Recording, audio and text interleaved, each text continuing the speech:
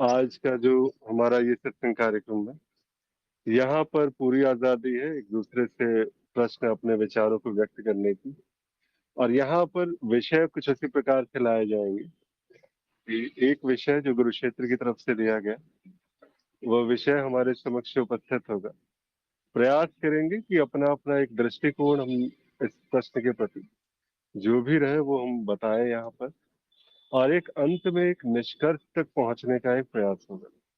तो कुछ है जिसके निष्कर्ष तक पहुंचा जा सकता है तो पहुंचेंगे, लेकिन कभी कभी बहुत सारे प्रश्न ऐसे भी होते हैं, खास तौर से अगर हम ज्ञान मार्ग की जो बात है अगर हम वहां पर करें, तो प्रश्न ऐसे ऐसे से होते हैं कि जहां पर निष्कर्ष तक पहुंचना ही मूर्खता से लगती है। तो वैसे प्रश्न भी आएंगे तो देखा जाएगा, उन्हें प्रश्नों की ही तरह देखा जाएगा। और यहाँ पर हम वही प्रयास कर रहे हैं कि एक मूलभूत रूप से जो है अज्ञान का नाश हो सके, और संभावना बन सके कि अगर कोई नया व्यक्ति हमारी बातों को सुन रहा है तो वो किसी प्रकार से भी वो ज्ञान मार्ग की तरफ वो प्रेरित हो सके हमारी बातों से। अगर एक भी साधक ज्ञान मार्ग की तरफ प्रेरित हो सका और वो आ सका हमारे पास में, अपने ज्ञान के नाश की ओर वो आगे बढ़ चला, तो हमारा ये सत्संग ये बिल्कुल ही सार्थक माना जाएगा। तो ज्ञान प्रसार की दिशा में एक कदम जो है मैं इसे मानता हूँ। और इसी सोच के साथ, इसी विश्वास के साथ इस सत्संग का आज पहला दिन वो मैं शुभारंभ करता हूँ। गुरु क्षेत्र द्वारा दिया गया ये सारा कार्य बिल्कुल व्यवस्था से, बिल्कुल ऐसा लगे कि ये यहाँ जो बातें हो रही हैं, ये बातें करने वाला हम जितने भी लोग यहाँ बैठे हैं सभी कहीं ना कहीं उसी गुरु क्षेत्र की कृपा की वजह से यहाँ पर है। और वो जो जिज्ञासा थी, मुमुक्षुता थी, उससे पार जाकर अगर कुछ कह सकते हैं कि हाँ वास्तव में उस सत्य की खोज में हम आगे बढ़ सके, एक कदम भी अगर आगे बढ़ सके, तो कहीं ना कहीं वो प्रेरणा रही, वो कृपा रही। और तो इसी को सेलिब्रेट करते हुए, इसी बात को आगे बढ़ाते हुए, आज जो प्रश्न हमारे समक्ष आया है, अद्वैतवाद दैनिक गतिविधियों को कैसे संचालित करता है, क्या यह किसी को नास्तिक बनाता है? यह प्रश्न बहुत मूलभूत प्रश्नों में से एक प्रश्न, जब अद्वैतवाद का जो एक विचारधारा जो शंकराचार्य द्वारा प्रतिपादित की गई उस समय के दौरान में, तो बहुत सारी जो है उस समय धारणाएं, मान्यताएं, और अलग अलग प्रकार के लोग, अलग अलग प्रकार की सोच, और उसी विचार के साथ लोग अक्सर आगे बढ़ा करते थे। लेकिन जैसे कहते हैं ना कि उस समय जब जब वो अद्वैतवाद के सिद्धांत के साथ आगे बढ़ते, तो ये सबसे मूलभूत प्रश्नों में से एक प्रश्न था जो उनसे अक्सर किया जाता था, शंकराचार्य जी से, कि आखिर क्या वास्तव में ऐसा तो नहीं कि मैं अगर अद्वैतवाद और आपके सिद्धांतों पर मैं आगे बढ़ता हूँ तो कहीं मैं नास्तिक तो नहीं हो जाऊंगा, कहीं कुछ ऐसा तो नहीं हो जाएगा कि मेरी जो है वो जो आध्यात्मिक, जिसे कहते हैं ना कि हम कुछ प्राप्त करने की ही इच्छा से तो इस आध्यात्म की ओर बढ़ते हैं, और वो जो प्राप्त करने के लिए हमने जो इतना यत्न किया है, इतनी पूजा पाठ, इतनी तपस्याएं, इतने सारे यज्ञ हवन और पता नहीं क्या क्या किया है, अब कहीं ऐसा तो नहीं होगा कि वो सारा का सारा पुण्य मेरा जो है वो कहीं छूट जाएगा और हम बस ऐसे ही यहाँ पर कुछ और ही होगा, यहाँ पर घटित हो जाएगा। और वो जो है ना, कहते हैं कि देखिए, पाप भी अगर जंजीर है तो पुण्य भी जंजीरें हैं। पाप को अगर आप लोहे की जंजीर कह लो तो पुण्य भी वो सोने की जंजीर है। और कोई भी इस प्रकार से वो बचना नहीं चाहता, ये जंजीर से जो वो छुड़ाना नहीं चाहता, अपने आप को छूटना ही नहीं चाहता है। ऐसा लगता है कि, बिल्कुल ऐसा लगता है कि पता नहीं क्या हो रहा है, क्या नहीं हो रहा है।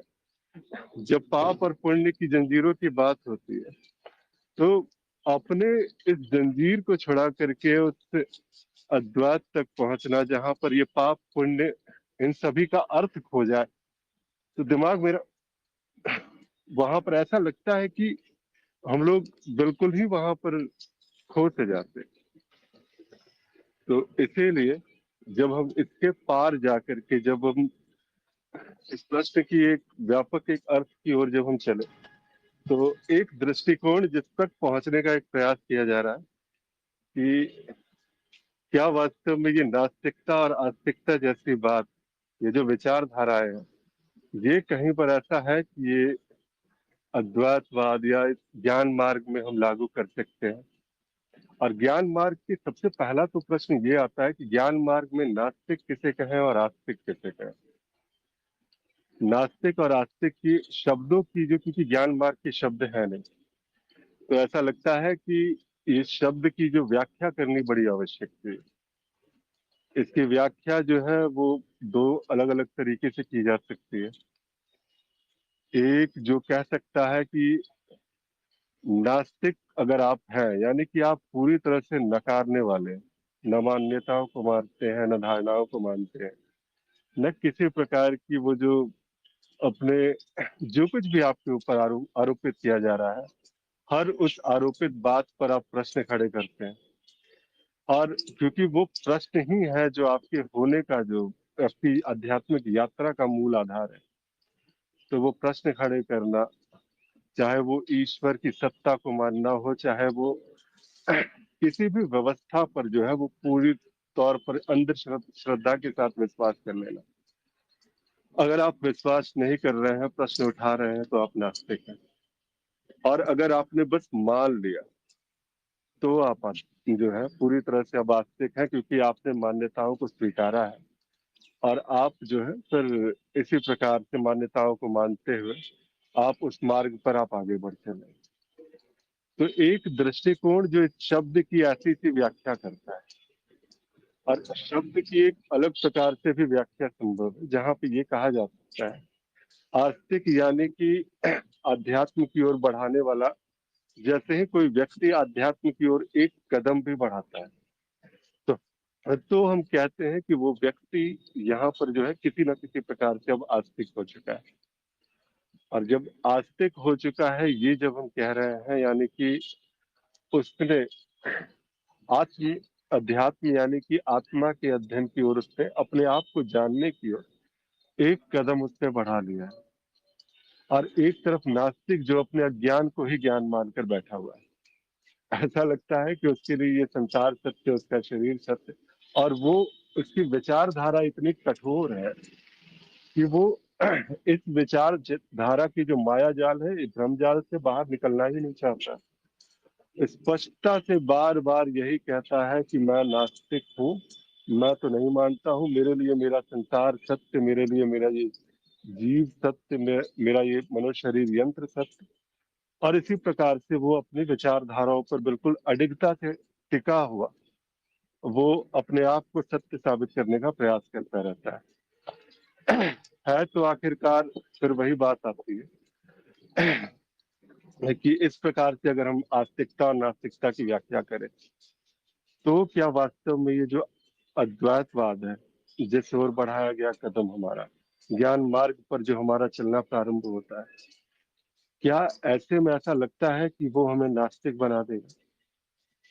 तो इस शब्द पर अगर कोई अपना मनन रखना चाहे, अपनी कोई बात रखना चाहे, ज्ञान मार्ग में नास्तिक क्या किसे कहें और आस्तिक किसे कहें, यहाँ पर अगर कोई कहना चाहते हैं इस वाक्य पे, इस प्रश्न पे।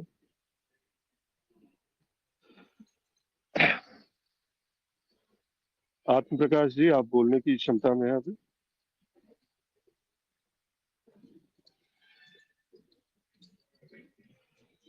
चलिए ठीक है। हिमांशु जी, आप बोल सकते हैं इस पे।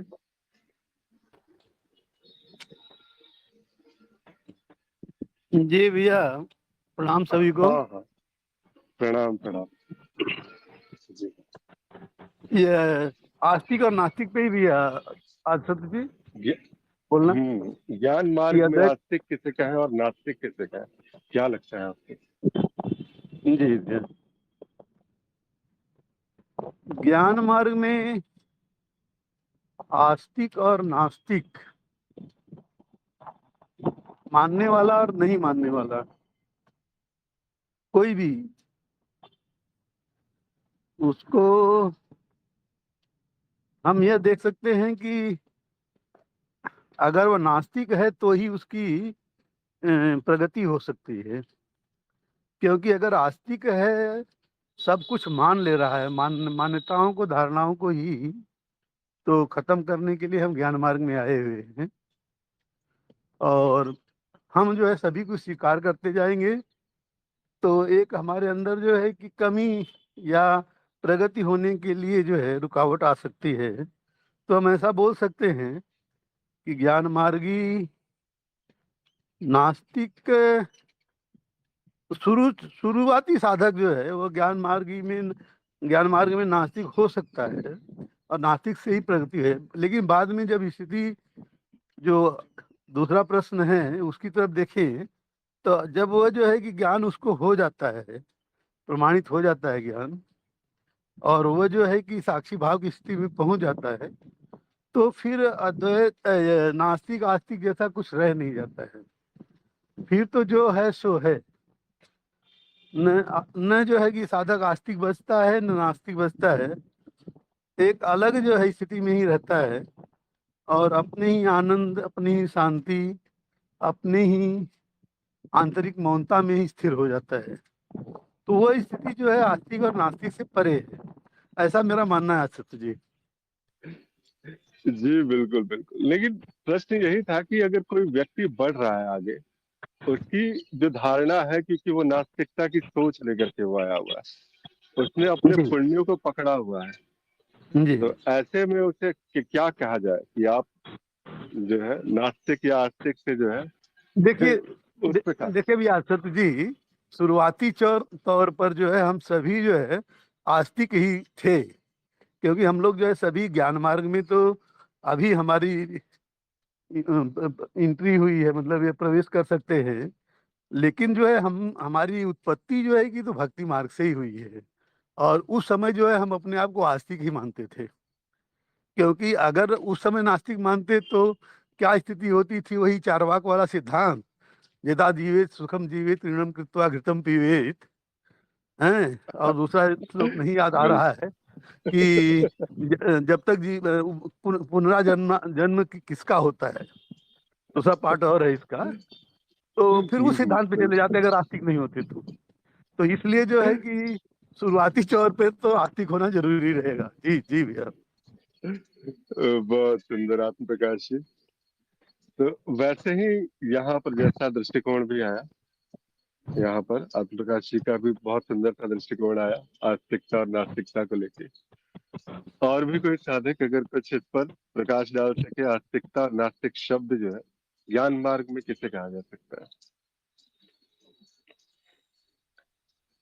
हम सभी को जी प्रणाम अजय जी, कहिए प्रभु।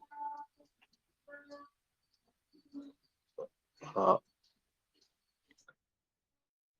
वही आनंद प्रकाश जी ने सच में बहुत अच्छा कहा। एकदम आत्मा प्रसन्न हो गई। एकदम सही व्याख्या। वही वो एक चरण में जो अ, मतलब वास्तव में अ, एक विशेष स्तर है जिसमें आध्यात्मिक होना जरूरी होता है। तो उस समय हम मतलब सॉरी ईश्वर को मानने वाला ये होना जरूरी होता है। तो उस चरण में हम वहां पे होते हैं। हम किसी विशेष मार्ग से अलग हटके सिर्फ स्वयं को देखें तो हम वास्तव में तो एक यात्रा कर रहे हैं। और ये ब्रह्म या अम, ये जो अनुभूति है ये इतनी बड़ी है कि एक ही जगह पे आप उसकी समग्रता से व्याख्या नहीं कर सकते। और एक बात भी है कि मैंने अपने बारे में जो भी जाना समझा, अब मैं एक अपनी अंडरस्टैंडिंग लेके आगे बढ़ रहा हूँ। ज्ञान मार्ग मुझे वास्तव में हमेशा से इसलिए भी श्रेष्ठ लगा। मैं लंबे समय से ज्ञान मार्ग पे ही चल रहा हूँ, 2005 से। इसमें अ, जब मैं आस्तिकता को समझने गया, तो मैं पूरी तरह से आस्तिक हुआ। मैंने किसी शब्द को नहीं पकड़ा। मैं वहां गया, मैं एक बार पूरा आस्तिक हुआ, और आस्तिक होके मैंने खुद को जाना। और वहीं कालखंड में थोड़ा सा और आगे मैं एक बार नास्तिक हुआ, जो भी उस समय की मेरी व्याख्या थी। और जब मैं पूरा नास्तिक हो गया, तो मैंने उस नास्तिकता का बोध किया। और जब मैंने आस्तिकता और नास्तिकता दोनों का बोध कर लिया, तो मैंने दोनों को देख लिया, और मैं दोनों से ही मुक्त हो गया। यही शंकराचार्य जी ने कहा था किसी समय में। और अ, इसे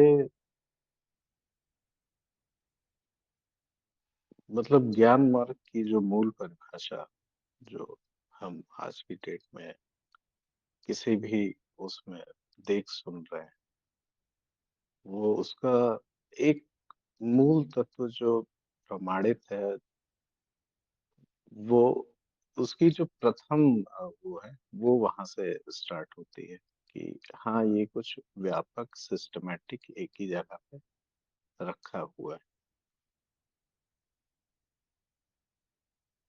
और वहां पे उनकी जो यात्रा थी, मूल रूप से वो शिव केंद्रित थी।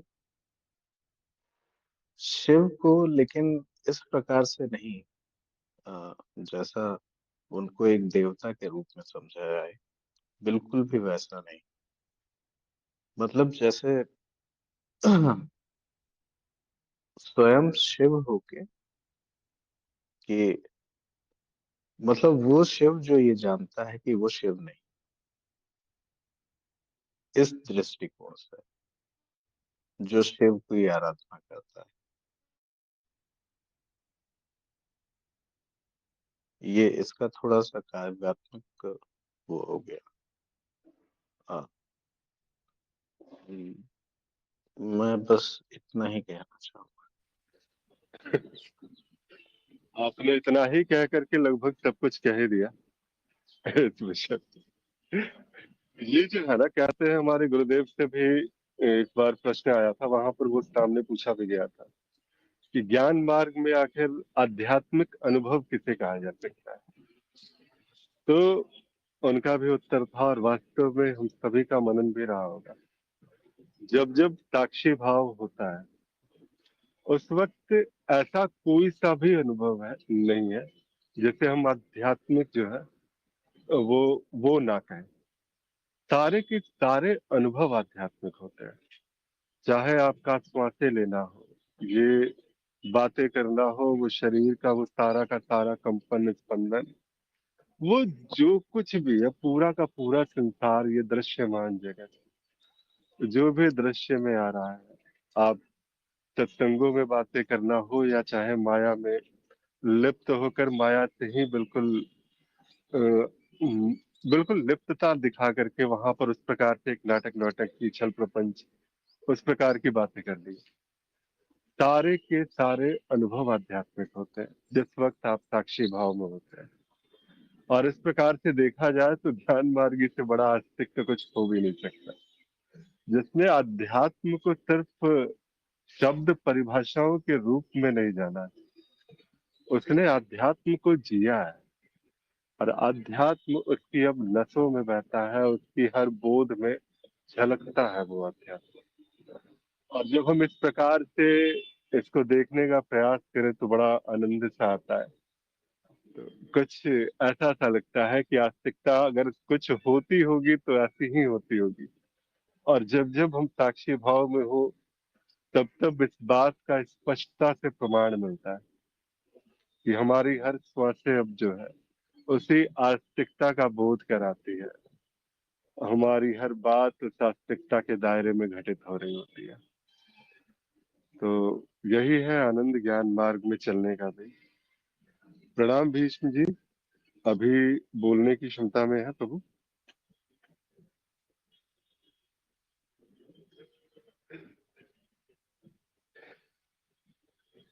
हम सभी यहाँ पर वास्तव में क्या है ना कि एक प्रयास करते हैं कि ये सत्संग भी जो है एक मूलभूत तौर से जो है हम अगर आगे बढ़ा रहे हैं तो यहाँ पर सभी एक गुरु भाई की तरह है, एक ही गुरु के हम सारे शिष्य हैं।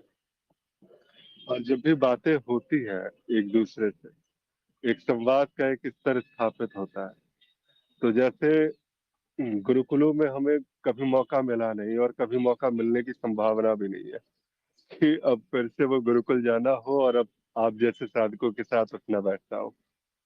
यहाँ पर एक संभावना ऐसी बनी हुई है कि हम सभी जब साथ होते हैं तो एक विषय को लेकर के काफी गहरे तल से कुछ निष्कर्ष निकाला जा सकता है।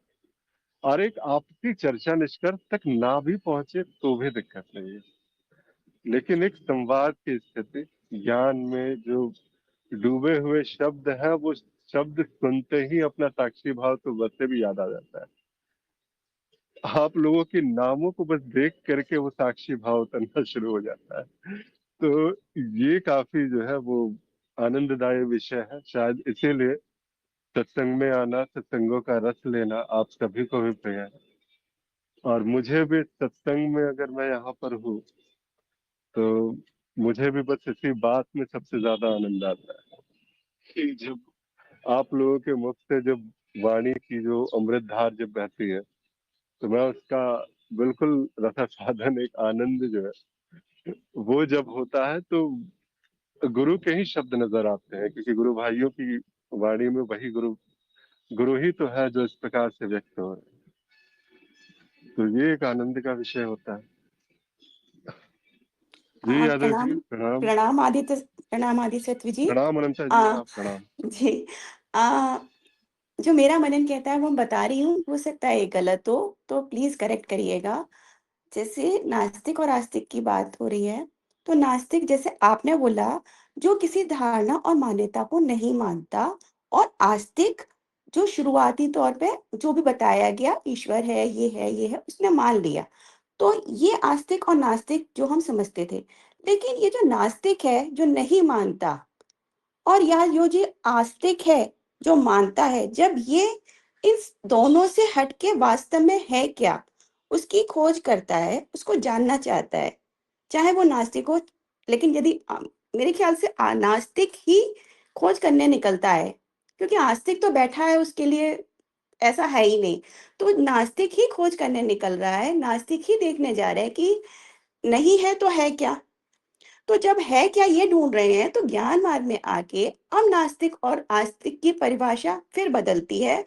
और जब खुद ने देखा कि वास्तव में सूरज है कि नहीं, जब हम खुद ढूंढने निकलते हैं, तब हमें पता चलता है कि है, लेकिन क्या है वो हम नहीं जान सकते। तो आस्तिक जो कह रहा है अस्ति, आस्तिक है, और नास्तिक जो कह रहा है नहीं है। तो अब यहाँ पर आकर के मुझे ऐसा लगता है कि हम ये कह रहे हैं ज्ञान मार्ग में कि है, लेकिन क्या है वो पता नहीं है।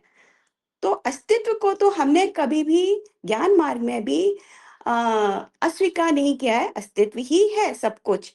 तो हम आस्तिक, ज्ञान मार्ग आस्तिक, मतलब वो आस्तिक ही है। जी, इतना ही बताइए। जी बहुत सुंदर अनंता जी। अब आपने जैसे बताया यहाँ पर कि नास्तिक यानी कि बिल्कुल ही जो नहीं है इस विचार पर है, और जो नहीं है पर टिका है वही ढूंढने के लिए निकल भी सकता है। क्योंकि जिसके पास कुछ हाथ खाली है वही तो कुछ कमाने निकलेगा। जिसका हाथ भरा हुआ है वो भला ढूंढने के लिए कैसे निकलेगा। तो बड़ा सुंदर सा दृष्टिकोण है ये भी। लेकिन इसको एक जो चीज है ना कि जैसे कि हाथ खाली है लेकिन मैं खुश हूँ, मुझे आवश्यकता ही नहीं है, एक जिसका हाथ भरा हुआ है वो भी खुश है, क्योंकि ऑलरेडी हाथ भरा हुआ है, उसे भी कोई आवश्यकता नहीं है। तो ये जो खोज जिसकी बात कही जा रही है कि ये जो खोजने की यात्रा जिसके, ये जो विचार जिसके मन में आ गया, वास्तविक आस्तिकता तो उसके भीतर उतरी है।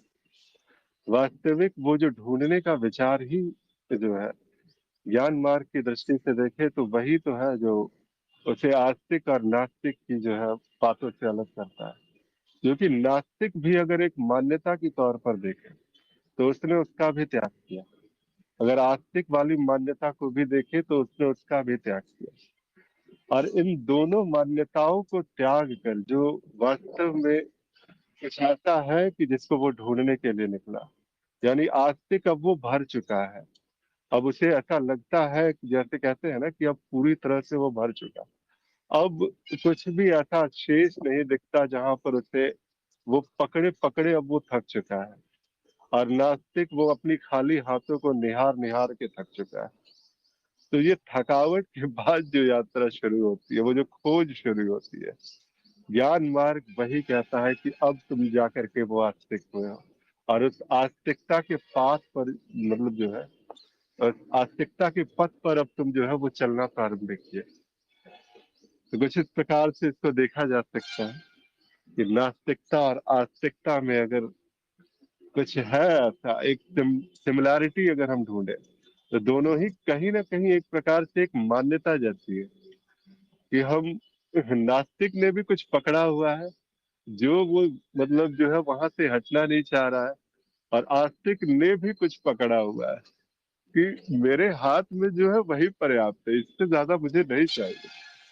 और ज्ञान मार्ग बस यही है, उस खोज के लिए जो मुड़ जाए, उस वास्तविकता जो जिज्ञासा मुमुक्षुता जिसके बारे में बातें होती है, वो जिसके भीतर उतरा वही वो आस्तिक हुआ।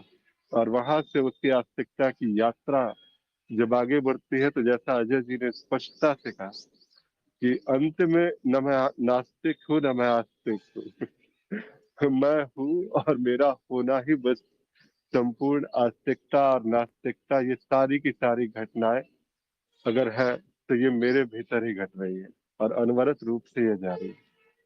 तो मैं इन दोनों धारणाओं का भी साक्षी हूँ, मैं इन दोनों विचारधाराओं का भी साक्षी हूँ। तो इस प्रकार से हम आगे बढ़ते हैं आस्तिकता और नास्तिकता के मार्ग में। मैं इस तो और संबंध में कुछ कहना चाहता हूँ। मेरी हाँ आवाज कहिए, आ रही हाँ है? हाँ, मैं बिल्कुल आ रही एक्चुअली मैं भी साथ साथ हूँ। तो मैं एक ही चीज कह सकता हूँ आपके प्रश्न के संबंध में कि आप कह रहे हैं ना कि ज्ञान मार्ग में नास्तिक और आस्तिक किसे कहा जाए। तो ज्ञान मार्गी किसी भी नास्तिक की परिभाषा को लेकर और आस्तिक की परिभाषा जो भी वो परिभाषा करते हैं उसके आधार पे किसी अन्य को परिभाषित कर सकता है कि ये नास्तिक है और ये आस्तिक है। लेकिन यदि उससे स्वयं पूछा जाए तो वो कहता है कि ना ना मैं नास्तिक हूँ ना मैं आस्तिक हूँ, क्योंकि वो ना आस्था जानता है ना उसके अंदर आस्था है, और ना ही ना जैसे अभी बहुत सुंदरता से अनंता जी ने बताया उसका अर्थ कि आस्ति और नास्ति है या नहीं है, उस है या नहीं है के मध्य में है अज्ञेयता कि मैं नहीं जानता कि क्या है। लेकिन हाँ इतना जरूर जानता हूँ कि परिभाषा के आधार पर यदि वर्गीकरण किया जाए तो मैं किसे नास्तिक और किसे नास्तिक कहूँगा, आस्तिक और नास्तिक कहूँगा उसकी परिभाषा उसके गुणों के आधार पर। क्योंकि ज्ञान मार्गी है, बुद्धि का उपयोग वो जानता है, तो वर्गीकरण तो वो अवश्य कर सकता है। लेकिन असल में वो कहता है कि अज्ञेयता है, ना मैं नास्तिक हूँ और ना मैं आस्तिक हूँ, ना नास्तिक है ना आस्तिक है। तो बहुत सुंदर चर्चा जारी रखिए, बहुत आनंददायक जी चर्चा प्रभु। है अभी जी। अभी अभी जरा जो है ना वो दूसरे प्रश्न, अद्वैतवाद दैनिक गतिविधियों को कैसे संचालित करता है, इस पर अगर प्रकाश अद्वैतवाद डाल सके। अद्वैतवाद दैनिक गतिविधियों को कैसे संचालित करता है, यही प्रश्न है। तो यदि हम अद्वैतवाद की बात करें, जो वाद है, अर्थात जो ये पूरा सिस्टम बनाया गया है कि ये जो पूरा का पूरा जो ये थॉट पैटर्न है अद्वैत का, ये क्या है कि ये चित्त को एक विशेष अवस्था में ले आता है और दैनिक जीवन, ये जीवनचर्या ही ये जीवन को उसकी उच्चतम संभावना में पहुंचाने का सूत्र है। क्या ये अद्वैत मनुष्यों के लिए है, अद्वैतवाद हमारे लिए है। जो लोग जीवन जी रहे हैं, जो लोग संसार में हैं, उनके लिए है अद्वैत। तो ये जो वाद है, ये जीवन जीने की उत्कृष्ट कला हमें सिखाता है। तो मैं पुनः प्रश्न पर आता हूँ कि कैसे संचालित करता है? क्या ये किसी को नास्तिक बनाता है? तो वही है कि ये नास्तिक नहीं बनाता, ये बनाता है, ये तो अज्ञेयता में ले जाके छोड़ देता है। ये छोड़ देता है उस चिर आनंद में ले जाकर, जहाँ उसे कोई छोर नहीं दिखता, उसके पास विकल्प नहीं रहता दुख और अवसाद का। ये वहां ले जाता है कि जहाँ पूछेंगे तो तब भी और नहीं, चाहे ना चाहे, चाहने का कोई सवाल नहीं है कि उसके पास उसके उसके नजदीक दुख आ सके, अवसाद आ सके। वो एकमात्र उसके लिए विकल्प बचता है आनंद, शांति, मौन और उसके साथ साथ जीवन। क्योंकि जीवन के बिना न अद्वैत है न द्वैत है, ये सब जीवन के ही उपक्रम है। तो जीवन बचता है, वो जीवंतता बचती है यदि सब कुछ हो, आनंद हो, आप तथाकथित आनंद है, शांति है और जीवंतता नहीं है।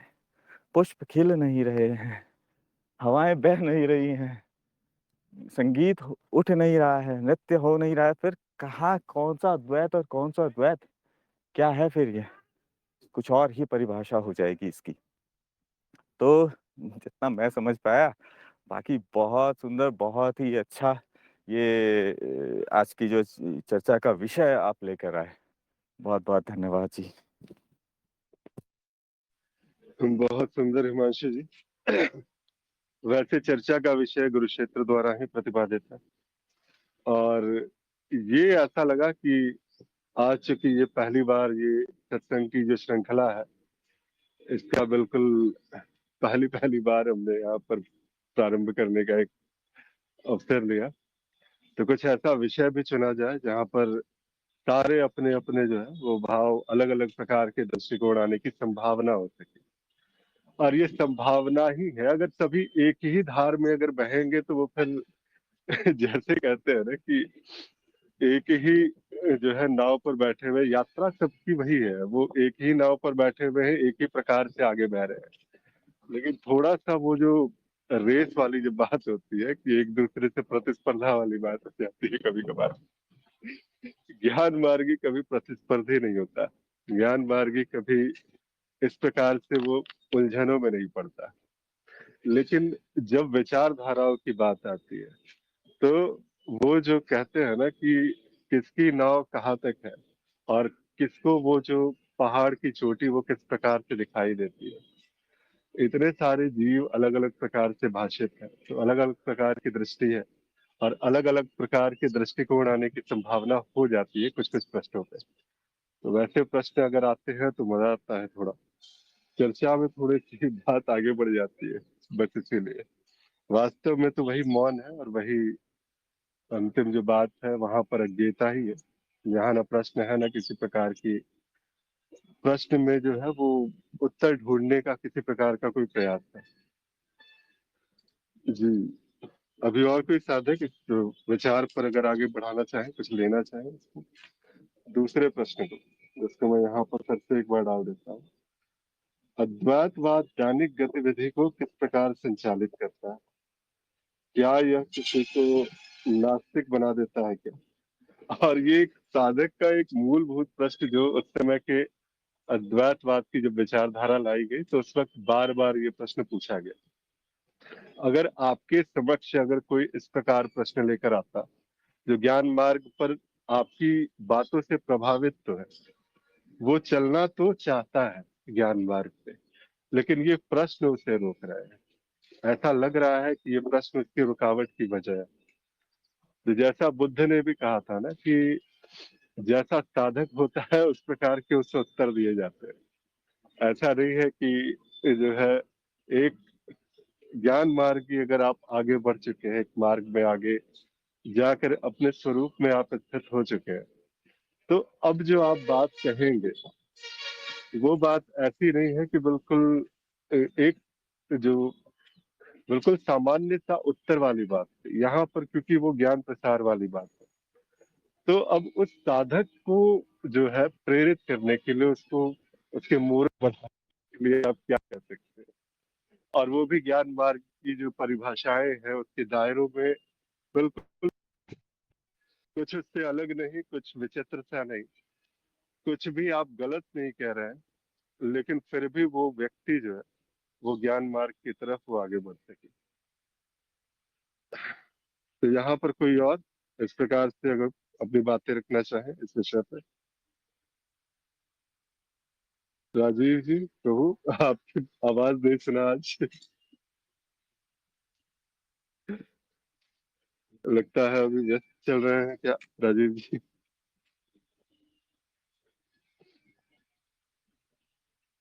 भीष्म जी से तो काफी दिन हो गया है बात किए हुए। भीष्म जी प्रणाम। जी प्रणाम, सबको प्रणाम। ऑलमोस्ट 2-3 महीने के बाद बात हो रही है प्रभु। अच्छा, तो ये देखिए तो प्रश्न है प्रभु। रोज जी, क्या जी, मीठा उत्तर सुनना चाहते हैं कि कड़वा? अरे दोनों दीजिए, दोनों। हम लोग कड़वी घोट भी पीते हैं, आदत है कड़वी घोट पीने की, और मीठा मीठा भी दीजिए ताकि थोड़ा सा दिल को जो है वो जो आप जख्म देंगे उस पर मरहम का काम करे। इसलिए दोनों ही बताइए प्रभु जी। पहला प्रश्न, ज्ञान मार्ग में नास्तिक कौन और आस्तिक कौन? प्रश्न पूछने वाला बलिहारी है भाई, बहुत। क्या कहें उसको, ज्ञान मार्ग क्या बताता है ज्ञान मार्ग? अब लेकिन क्या करें, कुछ चर्चा करने के लिए ऐसे ही प्रश्न लाने पड़ते हैं। क्योंकि चर्चा द्वैत में ही होती है। नहीं तो देखा जाए तो ज्ञान मार्ग में केवल मैं ही हूँ, तो मैं खुद का आस्तिक कैसे और खुद से नास्तिक कैसे? अगर कुछ दिख भी रहा है तो मेरे ही मिथ्या रूप हैं, उनमें मैं क्या आस्तिकता करूं और क्या नास्तिकता? कल हम लोग पढ़ रहे थे अवधूत गीता, दूसरा ही श्लोक था, अगर मैं ही शिव हूं तो प्रणाम कैसे करूं, किसको करूं? लेकिन ये बात अंदर बैठे तो बात को हम मान ले तो ये तो केवल सुनते हैं कि हम ज्ञान मार्गी हैं, लेकिन वाकई में थोड़ा अंदर से अगर झांक के देखें तो क्या वाकई में हम ज्ञान मार्गी हैं? क्या मुझे मेरे अलावा कोई और दिखता है? अगर दिखता है तो ज्ञान मार्गी नहीं। एक सत्ता मात्र है बस। ये मिथ्या रूप दिखना भी, ये भी उस पद से एक नीचे आता है। पहली स्थिति तो क्या होती है, मैं हूँ और सब है। उसके बाद क्या होता है, मैं हूँ और जो सब दिख रहा है वो मुझे ही शीशे में दिख रहा है, मेरी ही परछाइयाँ है। ये है अनुभव करता और अनुभव। उसके बाद कुछ न तो मैं दिखता हूँ और न तो कुछ दिखता है, कुछ दिखता ही नहीं। अब वहां पे इंद्रियां मन बुद्धि नहीं। तो कैसे कहेंगे कि कौन आस्तिक कौन नास्तिक? बात खत्म हो जाती है। तो जब तक ये बात खत्म नहीं होती है तभी अभी ज्ञान का इस्तेमाल हो रहा है, बुद्धि का इस्तेमाल है यहाँ पे। अभी तक मार्ग में हैं, तो उस समय कहेंगे कि नास्तिक कौन, आस्तिक कौन। और देखिए, कोई नास्तिक नहीं होता, सब आस्तिक ही होते हैं। तो कहने के लिए नास्तिक कहते हैं। तो आप अपनी सत्ता नहीं मानते। कौन होता है कि आप अपनी सत्ता नहीं मानते? मेरा होनापन है कि नहीं है, अपने से प्रियता होती है कि नहीं होती है, यही तो आस्तिकता है, और क्या है। अगर आप स्वयं को सब जगह देखेंगे, जैसे आप अपने आप को प्रेम करते हैं, सब जगह कौन है? आप ही तो हैं, तो आप प्रेम नहीं करेंगे उससे? जब कोई दूसरा दिखेगा तब ना नास्तिकता होगी। दूसरा है तो नास्तिक होता है ना। तो नहीं, मैं तुमको नहीं मानता हूँ। अरे तुम कहाँ? भैया, वाह, ये सब कुछ है ही नहीं, केवल मैं ही मैं हूँ, तो सब आस्तिक तो है। अस्थि, भांति, प्रियता, यह अद्वैत सिद्धांत में बहुत को समझना चाहिए। अस्थि, भांति, प्रियता, देखिए तीनों तीनों हमेशा यही तीनों रहता है, यही शाश्वत पद है, सच्चिदानंद यही है। तो कैसे कहेंगे नास्तिक है? और आस्तिक भी कैसे कहेंगे? नास्तिक हो तो आस्तिक कहेंगे, आस्तिक हो तो नास्तिक कहेंगे। ये सापेक्षता की बातें। अच्छा, दूसरा प्रश्न है, अद्वैतवाद दैनिक गतिविधियों को कैसे संचालित करता है? क्या वह किसी को नास्तिक बनाता है? अब अद्वैतवाद और दैनिक गतिविधियां, ये दोनों एक साथ कैसे एग्जिस्ट करेगा? या तो अंधेरा रहेगा या उजाला रहेगा, दोनों एक साथ नहीं रहेगा ना। दैनिक गतिविधियां हो रही हैं, इसका मतलब क्या अभी शरीर में है? थोड़ा ऐसे ही शांत से, एकदम चुपचाप से ऐसे बैठे, थोड़ा उस स्थिति का अनुमान लगाइए जब आप सुसुप्ति की अवस्था में रहते हैं, जहाँ पे मन या चित्त नहीं होता। क्या लगता है कि दैनिक गतिविधियां होती हैं वहां पे? भी बैठे बैठे उस स्थिति में चले जाइए, कहाँ है कोई गतिविधि? वो ऐसा पद है जहाँ पे कभी कुछ होता ही नहीं, कभी कुछ हुआ ही नहीं, कभी कुछ होना संभव ही नहीं। दैनिक गतिविधि की बात करते हैं तो जब शरीर में आते हैं पूरी करते हैं, शरीर को सत्ता देते हैं पूरी करते हैं। मन बुद्धि इंद्रियों की सत्ता है वहाँ पे, अज्ञान है अभी। प्रश्न इतने अच्छे हैं, ये थर्मामीटर है प्रश्न, ये अपने आप को चेक करने के लिए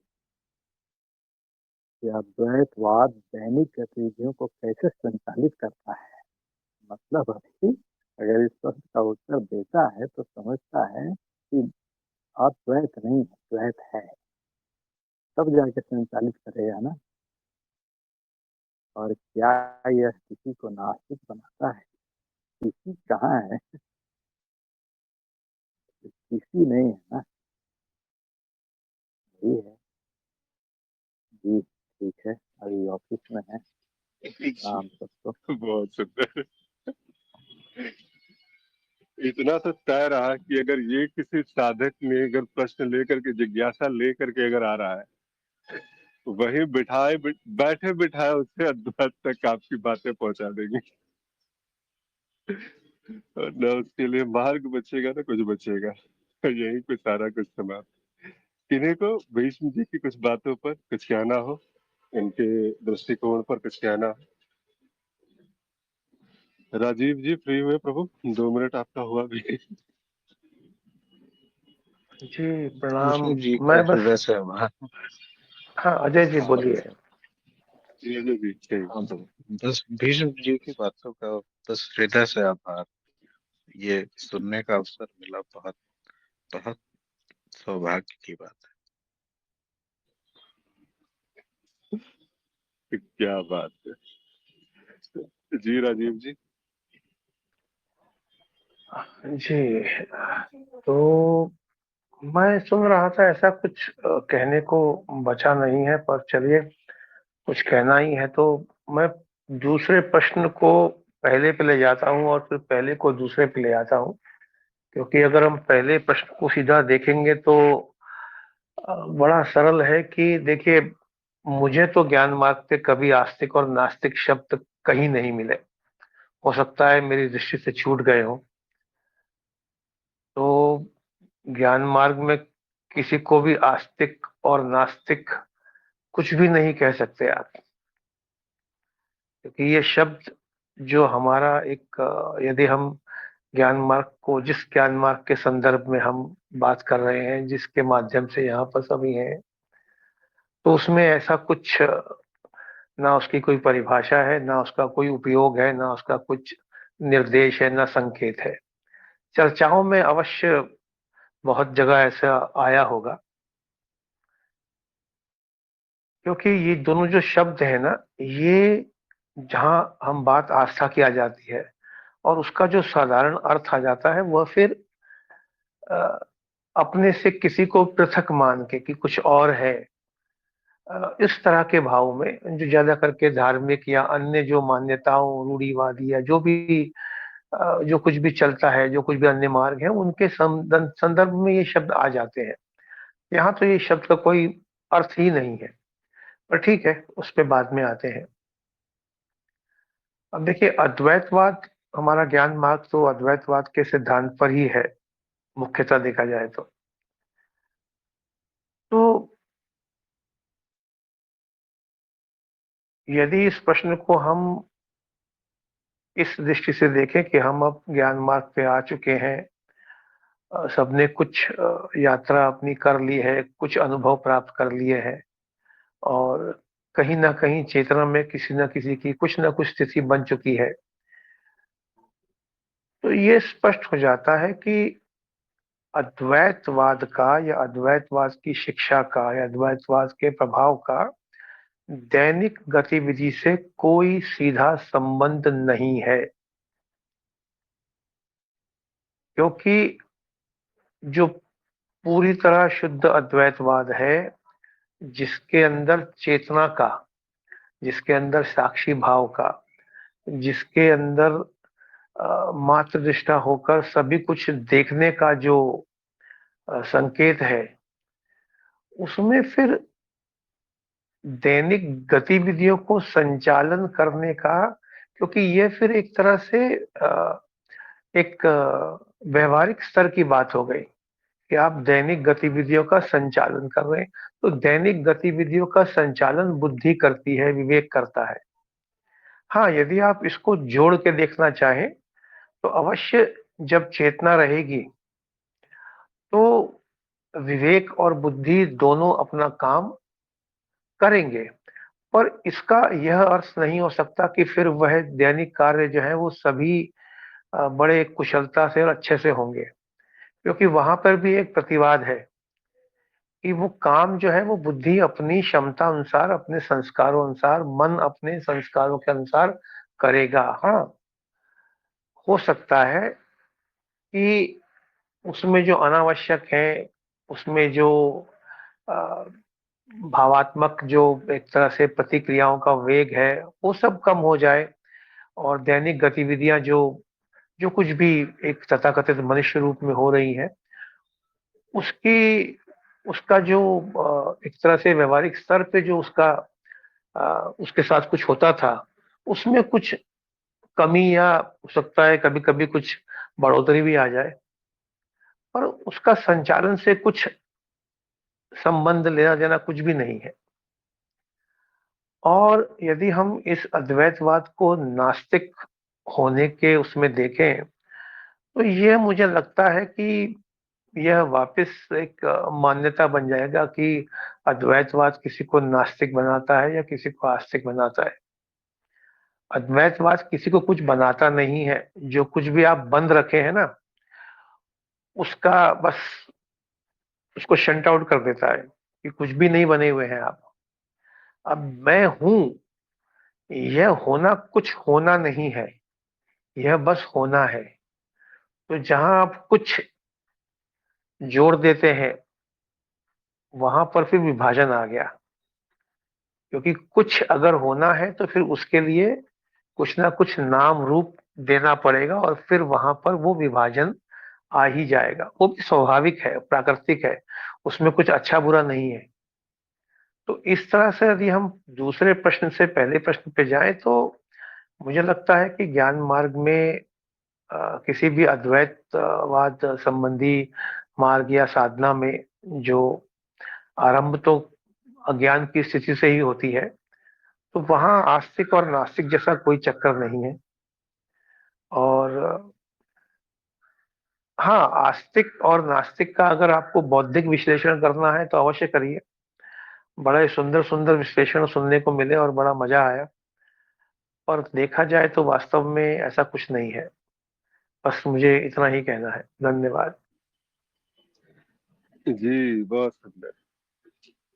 बात ये था कि इस प्रश्न की जब रूपरेखा तय की गई तो उस वक्त ये भी इसकी एक पृष्ठभूमि पर कहा गया था, इस प्रश्न के साथ में ही ये स्पष्ट किया गया कि एक साधक ने जब ये प्रश्न किया और वो साधक नहीं है, वो बस एक आपकी बातों से वो ज्ञान मार्ग की तरफ आकर्षित हुआ और वो चाहता है ज्ञान मार्ग पर आगे बढ़ना, क्योंकि आपकी बातें उसे प्रभावित करती हैं, आपकी बातों का जो रस है उसे प्रभावित करता है और वो ज्ञान मार्ग की तरफ आकर्षित हुआ है। अब वो जो अद्वैतवाद को उतने गहरे तल पर नहीं जानता, जितने गहरे तल पर यहाँ पर गहरे उतर करके इसके बारे में व्याख्याएं की गई, इसको मात्र एक प्रश्न के तौर पर देखा गया।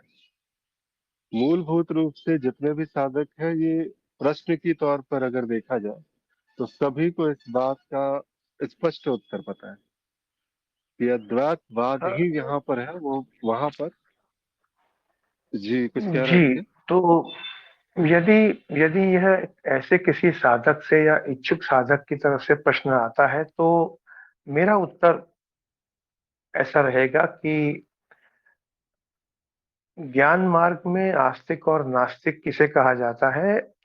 आ, और अद्वैतवाद का जो प्रश्न है कि यह किसी को नास्तिक बनाता है, तो उस ऐसे साधक को बजाय कि आस्तिक और नास्तिक की परिभाषा या उसको ज्ञान मार्ग के संदर्भ से जोड़कर बताने के बजाय, जो कि यदि वह ज्ञान मार्ग पे नहीं आया है तो उसके मन में पहले से ही कुछ मान्यताएं भर देगा, तो उसको यह बताना बड़ा जरूरी है कि आप ज्ञान मार्ग पे आ जाएं और स्वयं निश्चित कर लें कि आप आस्तिक बने या नास्तिक बने, क्योंकि यह अनुभवों को प्रत्यक्ष अनुभवों का मार्ग है। आपको आपके प्रत्यक्ष अनुभव से आपको जो ज्ञान चाहिए वो आपको मिलेगा, क्योंकि भले ही उसे ज्ञान मार्ग का कुछ ना पता हो, परंतु कम से कम अध्यात्म को लेकर उसके मन में कुछ ना कुछ तो संभावनाएं, कुछ ना कुछ विचार तो अवश्य होंगे। कुछ ना कुछ उसके मन में जिज्ञासा होगी कि मुझे मेरे स्वरूप के बारे में जानना है, मुझे मुक्ति चाहिए, मुझे ये चाहिए, आदि आदि।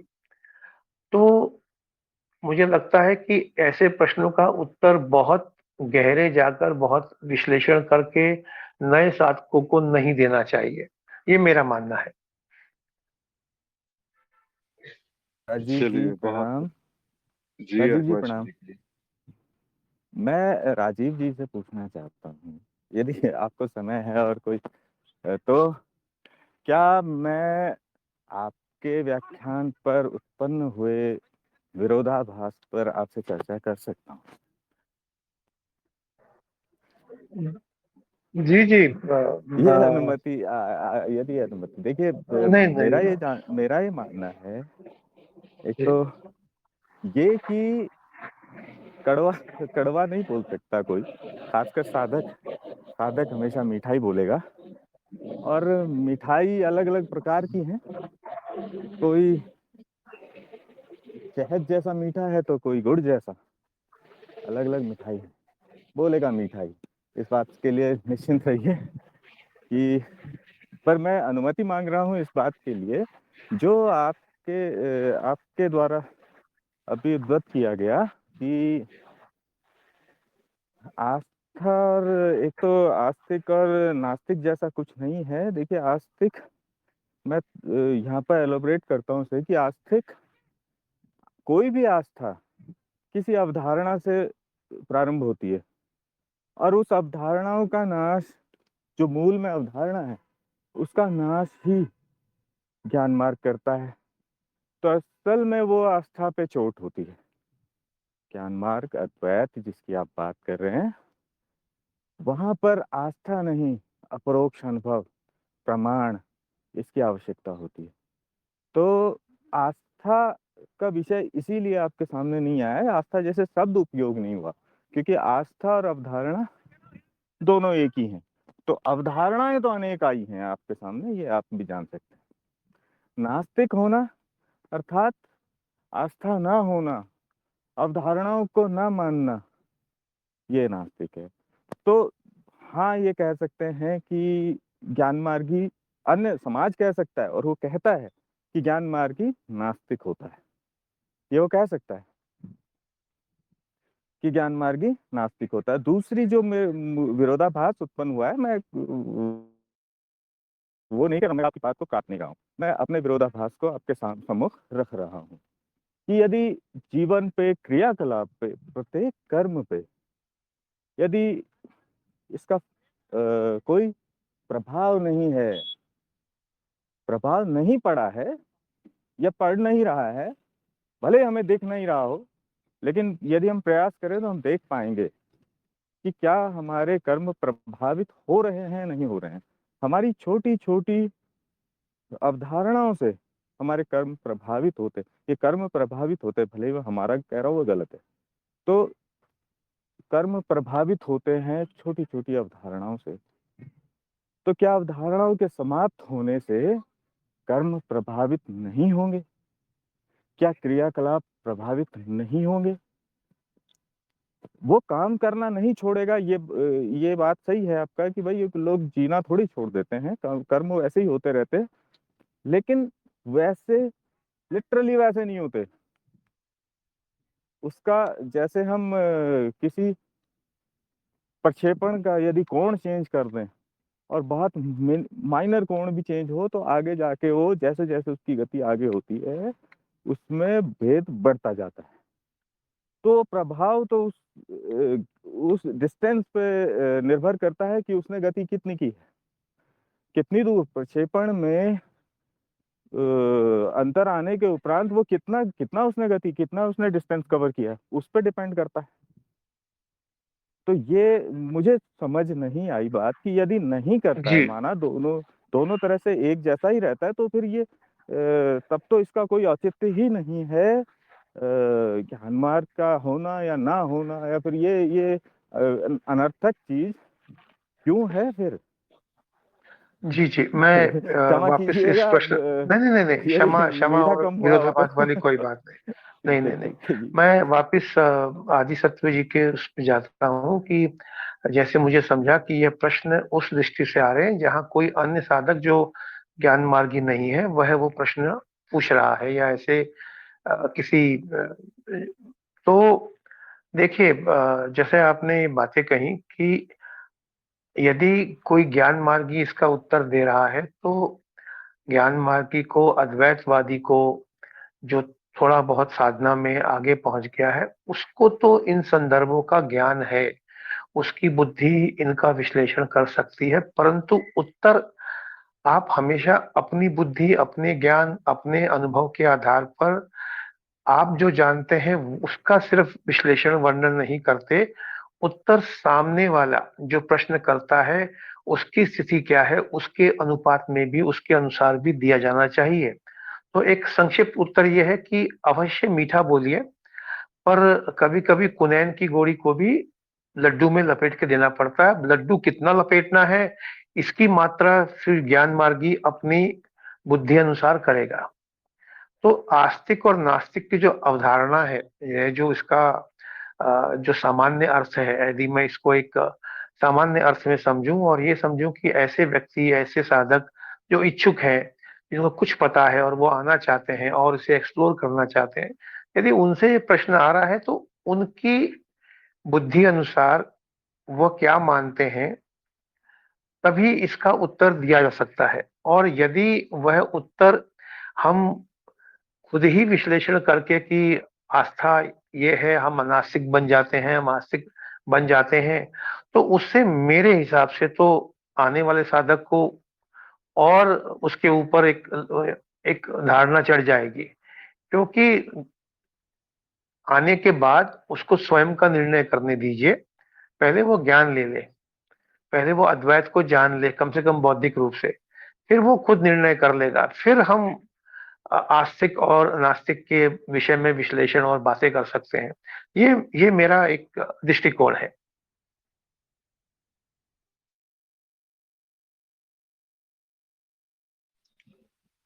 जी हिमांशु जी, निश्चिंत हुए राजीव जी की बातों से। जी बिल्कुल ठीक है। आप आप कार्यक्रम आगे बढ़ाइए। मैंने बिल्कुल जो उत्पन्न अवधारणा जो विरोधाभास उत्पन्न हुआ था उसका निराकरण मैंने कर दिया है। तो मैं समझ पाया हूँ कि वो किस दृष्टिकोण से ये बातें कही गई हैं। बहुत बहुत धन्यवाद। चलिए आगे बढ़ाएंगे। जी बहुत सुंदर। आखिर बात वहां पर ही है। और मैं अगर अपना निजी दृष्टिकोण अगर बताना चाहूँ तो बस, अगर कोई साधक अगर इस प्रकार से आता है तो मैं तो बुद्ध के विचारों के साथ में जाऊंगा।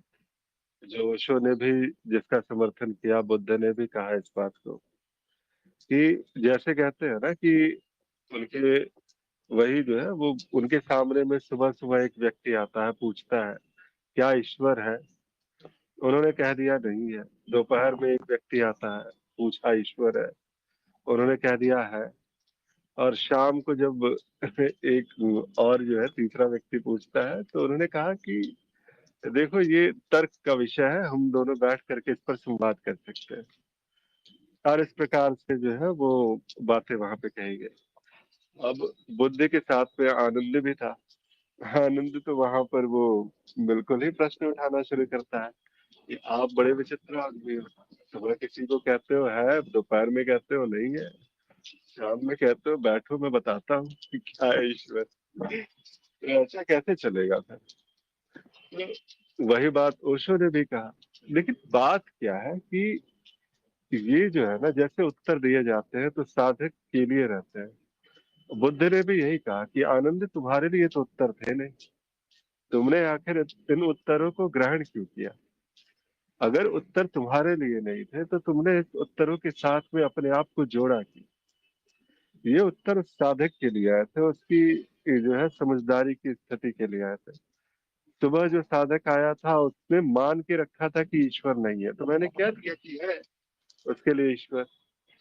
दोपहर में आया, उसने माना हुआ था कि ईश्वर है, मैंने कह दिया कि नहीं है। और रात्रि में जो आया उसमें संभावना से दिख पड़ी कि वो खोज पे निकला है, ईश्वर को ढूंढने निकला है। तो अब उसके पास में एक संभावना है, तो मैं बिठा के उसे समझा सकता हूँ कि वास्तव में ईश्वर की धारणा वास्तव में है क्या। तो कुछ इस प्रकार की बातें होती है। तो बिल्कुल वही है, हलचल पैदा करता है। एक साधक अगर आता है तो उसकी जो धारणाएं, एक धारणा ले करके आता है, उसकी धारणा पर आपको चोट करना। अगर वो चोट हो रही है, वो चोट बिल्कुल यथास्थान यथास्थिति हो रही है, तो बहुत हद तक संभावना है कि साधक के मन में प्रश्न उठेंगे और प्रश्नों का वो जो जंजाल है वो उसे खींच करके ज्ञान मार्ग की ओर अवश्य लेकर आएगा। तो कुछ ऐसा सा प्रयास होता है। और मैं बिल्कुल, अगर मेरे समक्ष अगर कोई साधक इस प्रकार के प्रश्न लेकर आता है तो मैं तो बिल्कुल उसकी धारणाओं को देखता हुआ उस पर चोट किया जाता है।